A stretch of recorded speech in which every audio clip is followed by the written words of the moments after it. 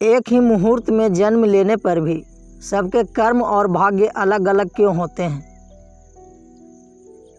एक बार एक राजा ने विद्वान ज्योतिषियों की सभा बुलाकर प्रश्न किया। मेरी जन्म पत्रिका के अनुसार मेरा राजा बनने का योग था। मैं राजा बना, किंतु उसी मुहूर्त में अनेक जातकों ने जन्म लिया होगा जो राजा नहीं बन सके। क्यों? इसका क्या कारण है? राजा के इस प्रश्न से सब निरुत्तर हो गए। अचानक एक वृद्ध खड़े हुए और बोले, महाराज, आपको यहाँ से कुछ दूर घने जंगल में एक महात्मा मिलेंगे, उनसे आपको उत्तर मिल सकता है। राजा ने घोर जंगल में जाकर देखा कि एक महात्मा आग के ढेर के पास बैठकर अंगार खाने में व्यस्त हैं। राजा ने महात्मा से जैसे ही प्रश्न पूछा, महात्मा ने क्रोधित होकर कहा, तेरे प्रश्न का उत्तर आगे पहाड़ियों के बीच एक महात्मा और हैं, वे दे सकते हैं। राजा की जिज्ञासा और बढ़ गई।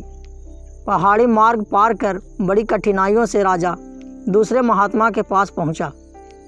राजा हक्का बक्का रह गया। दृश्य ही कुछ ऐसा था। वे महात्मा अपना ही मांस चिमटे से नोच नोच कर खा रहे थे।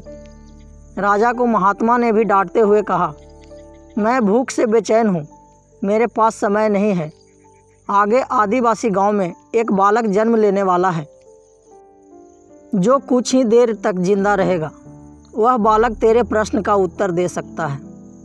राजा बड़ा बेचैन हुआ। बड़ी अजब पहेली बन गया मेरा प्रश्न। उत्सुकता प्रबल थी।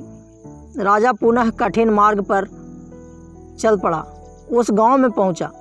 गांव में उस दंपत्ति के घर पहुंचकर सारी बात बताई। जैसे ही बच्चा पैदा हुआ, दंपत्ति ने नाल सहित बालक राजा के सन्मुख उपस्थित किया। राजा को देखते ही बालक हंसते हुए बोलने लगा, राजन, मेरे पास भी समय नहीं है, किंतु अपना उत्तर सुन लो। तुम, मैं और दोनों महात्मा 7 जन्म पहले चारों भाई राजकुमार थे। एक बार शिकार खेलते खेलते हम जंगल में 3 दिन तक भूखे प्यासे भटकते रहे। अचानक हम चारों भाइयों को आटे की एक पोटली मिली। हमने उसकी 4 बाटी सेकी। अपनी अपनी बाटी लेकर खाने बैठे ही थे कि भूख प्यास से तड़पते हुए एक महात्मा वहां आ गए। अंगार खाने वाले भैया से उन्होंने कहा, बेटा, मैं 10 दिन से भूखा हूँ, अपनी बाटी में से मुझे भी कुछ दे दो। मुझ पर दया करो, जिससे मेरा भी जीवन बच जाए।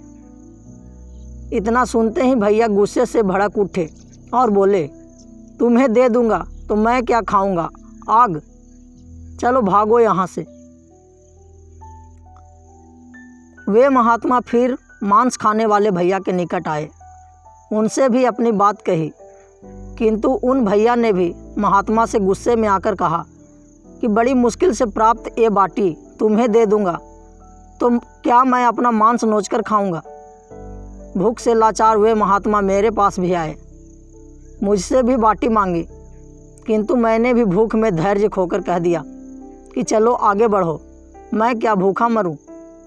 अंतिम आशा लिए वो महात्मा, हे राजन, आपके पास भी आए।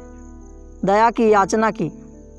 दया करते हुए खुशी से आपने अपनी बाटी में से आधी बाटी आदर सहित उन महात्मा को दे दी। बाटी पाकर महात्मा बड़े खुश हुए और बोले, तुम्हारा भविष्य तुम्हारे कर्म और व्यवहार से फलेगा। बालक ने कहा, इस प्रकार उस घटना के आधार पर हम अपना अपना भोग भोग रहे हैं। और वो बालक मर गया। धरती पर एक समय में अनेकों फल फूल खिलते हैं, किंतु सबके रूप, गुण, आकार, प्रकार, स्वाद भिन्न होते हैं। प्राणी अपने किए गए कर्म के अनुसार ही फल पाते हैं। यही जीवन है। गलत पासवर्ड से एक छोटा सा मोबाइल नहीं खुलता, तो सोचिए गलत कर्मों से जन्नत के दरवाजे कैसे खुलेंगे। यह कहानी आपको कैसी लगी हमें कमेंट बॉक्स में ज़रूर बताएं तथा चैनल को सब्सक्राइब करें, जिससे नई नई कहानियाँ आपको सुनने को मिलती रहेंगी। धन्यवाद।